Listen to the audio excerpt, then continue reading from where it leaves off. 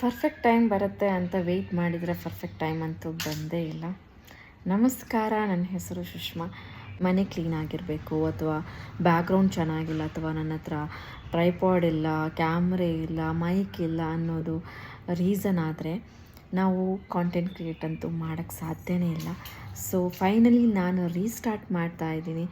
ನನ್ನ ಲೈಫ್ ಜೊತೆ ನಿಮ್ಮ ಕಥೆನೋ ನಿಮ್ಮ ಜರ್ನಿನೋ ರೀಸ್ಟಾರ್ಟ್ ಮಾಡಿ. 2026 is the best year for content create ಮಾಡಲಿಕ್ಕೆ ಅಂತ ಹೇಳ್ತೀನಿ. ನನ್ನ ಮಗು ಕೂಡ ಇಲ್ಲಿ ಅಳ್ತಾ ಇದ್ದಾನೆ, ನೋಡ್ತಾ ಇರ್ಬೋದು. ಸೊ ಫೈನಲಿ ನಾನು ರೀಸ್ಟಾರ್ಟ್ ಮಾಡ್ತಾ ಇದ್ದೀನಿ. ಇಷ್ಟೇ ಲೈಫ್ ಇರುತ್ತೆ, ಟಯರ್ಡ್ ಆಗಿರ್ತೀನಿ. ಮಾಮ್ಸ್ ಲೈಫ್ ನಿಮ್ಗೆ ಗೊತ್ತೇ ಇರುತ್ತೆ ಹೇಗಿರುತ್ತೆ ಅಂತ. ಸೊ ಅದರಲ್ಲೂ ಕೂಡ ನನ್ನ ಡ್ರೀಮ್ಸ್ ಕಡೆ ಹೋಗ್ತಾ ಇದ್ದೀನಿ ನಾನು.